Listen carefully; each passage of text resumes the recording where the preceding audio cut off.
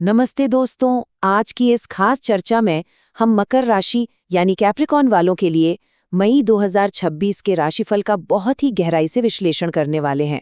सच कहूं तो ये महीना आपके करियर से लेकर पर्सनल लाइफ तक कई जबरदस्त खगोलीय बदलावों से भरा हुआ है। तो आइए बिना देर किए देखते हैं कि मकर राशि वालों के लिए सितारों ने इस बार क्या प्लानिंग की है। चलिए जल्दी से देख लेते हैं कि आज हम किन किन चीज़ों पर बात करेंगे। शुरुआत करेंगे इस महीने के कॉस्मिक ओवरव्यू से, फिर देखेंगे करियर और बिजनेस का हाल, उसके बाद लव और रोमांस, फिर हेल्थ, एजुकेशन और सबसे आखिर में कुछ बेहद काम के उपाय। तो सबसे पहले बात करते हैं मई 2026 के कॉस्मिक ओवरव्यू यानी ग्रहों की बदलती चाल के बारे में।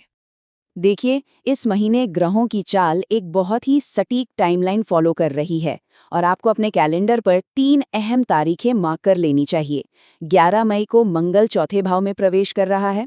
इसके ठीक बाद 14 मई को एक बड़ा शिफ्ट आएगा जब शुक्र छठे भाव में गोचर करेगा।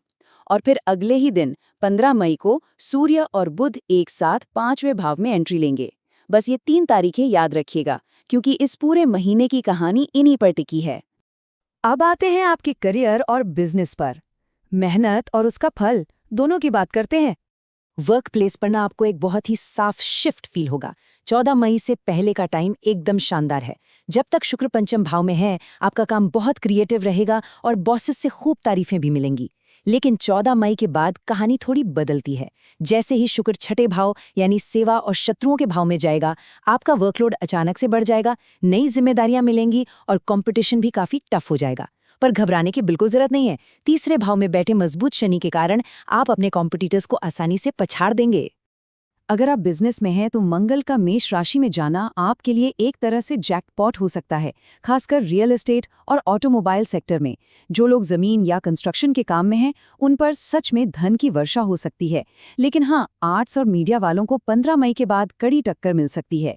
एक और चीज, दूसरे भाव में बैठा राहु घर के कुछ अचानक खर्चे बढ़ा सकता है और शेयर मार्केट या इन्वेस्टमेंट में अचानक फायदा या नुकसान दोनों हो सकते हैं।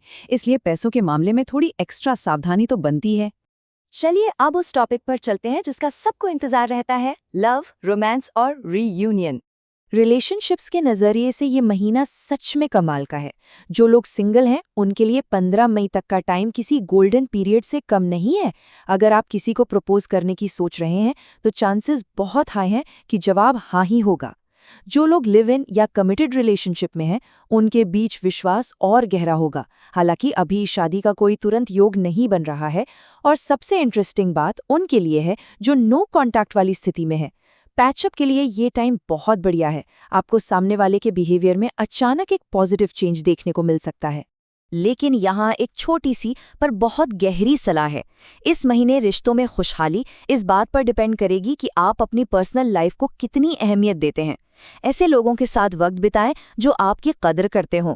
दोस्तों के साथ बाहर जाने या ग्रुप प्लान्स के चक्कर में कहीं ऐसा न हो कि आपका पार्टनर खुद को इग्नोर फील करे। बैलेंस बनाकर चलिएगा। अब बात करते हैं हेल्थ और वेलनेस की, जहां आपको थोड़ी एक्स्ट्रा सावधानी बरतने की जरूरत है। 14 मई के बाद अपनी सेहत को बिल्कुल भी हल्के में मत लीजिएगा। छठे भाव में, जो कि बीमारियों का भाव माना जाता है, गुरु और शुक्र की युति हो रही है। इसलिए अपने डाइजेशन, ब्लड प्रेशर और जॉइंट्स का खास ख्याल रखना होगा। माना कि आपका शेड्यूल बहुत बिजी रहेगा, लेकिन फिर भी मीठे और जंक फूड से जितनी दूरी बना सकें उतना अच्छा है। और देखिए, बात सिर्फ फिजिकल हेल्थ की नहीं है, आपके घर के माहौल पर भी इसका असर पड़ सकता है। चौथे भाव में मंगल के बैठे होने से ना सिर्फ एसिडिटी और बीपी की प्रॉब्लम हो सकती है, बल्कि घर में भी थोड़ी गर्मागर्मी रह सकती है। परिवार वालों के साथ, खासकर बड़ों के साथ ईगो वाले झगड़े होने का रिस्क है। तो थोड़ा शांत रहना है और अपनी वाणी पर कंट्रोल रखना है। खुद को जरूरत से ज्यादा थकाने से बचें, अच्छी नींद लें और अपनी एनर्जी बचा कर रखें। अब रुख करते हैं एजुकेशन और एकेडमिक्स का, जहां सितारे पूरी तरह आपके फेवर में हैं। क्या आपने बुधादित्य योग के बारे में सुना है? ये इस महीने का एक बहुत ही शानदार पहलू है। जब सूर्य और बुध एक साथ आते हैं तो ये शुभ योग बनता है। 15 मई को ये योग ठीक आपके शिक्षा वाले भाव यानी पंचम भाव में बन रहा है। इसका सीधा मतलब है कि आपका फोकस, आपकी बुद्धि और कुछ नया सीखने की क्षमता अचानक से कई गुना बढ़ जाएगी। 15 मई के बाद स्टूडेंट्स को इसके गजब के रिजल्ट्स दिखेंगे, किसी भी टॉपिक को समझने की स्पीड और आपकी मेमोरी एकदम शार्प हो जाएगी। खासकर लॉजिक और मैथ्स जैसे सब्जेक्ट्स में आप कमाल का टैलेंट दिखाएंगे। जो लोग हायर एजुकेशन में हैं, उनके लिए स्कॉलरशिप मिलने के ब्राइट चांसेस हैं, और अगर आप रिसर्च फील्ड में हैं या विदेश जाकर पढ़ाई करने का सोच रहे हैं तो उसके लिए भी ये समय एकदम परफेक्ट है। तो फाइनली आते हैं हमारे आखिरी सेक्शन पर, कुछ बेहद असरदार उपाय और इस महीने के लिए फाइनल एडवाइस। अगर आप इन सारे बदलावों और छोटी मोटी रुकावटों को स्मूथली हैंडल करना चाहते हैं तो वैदिक ज्योतिष में कुछ बहुत ही सिंपल उपाय बताए गए हैं। अपने खर्चों और वाणी पर कंट्रोल रखने के लिए मंगलवार या शुक्रवार को माँ दुर्गा की पूजा करें। घर में शांति बनाए रखने और झगड़ों को कम करने के लिए भगवान सुब्रमण्यम के सामने एक दीपक जलाएं। इसके अलावा करियर और हेल्थ में पॉजिटिविटी के लिए गाय को हरी घास या फल खिलाना एक बहुत ही आसान और असरदार तरीका है। इन सब प्रिडिक्शंस के बीच एक बहुत ही प्यारी और गहरी बात सामने आती है। इस महीने आपकी असली तरक्की इस बात से नहीं होगी कि आप कितना ज़्यादा काम करते हैं, बल्कि इस बात से होगी कि आप ये तय कर पाएं कि कौन सा इंसान या कौन सा काम वाकई आपकी एनर्जी रिजर्व करने लायक है।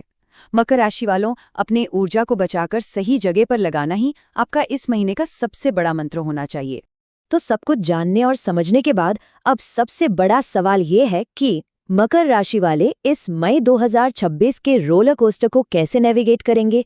क्या आप वर्कप्लेस पर बढ़े हुए प्रेशर को अपनी ताकत में बदल पाएंगे, और क्या आप अपने करियर और पर्सनल रिश्तों के बीच वो परफेक्ट बैलेंस बना पाएंगे।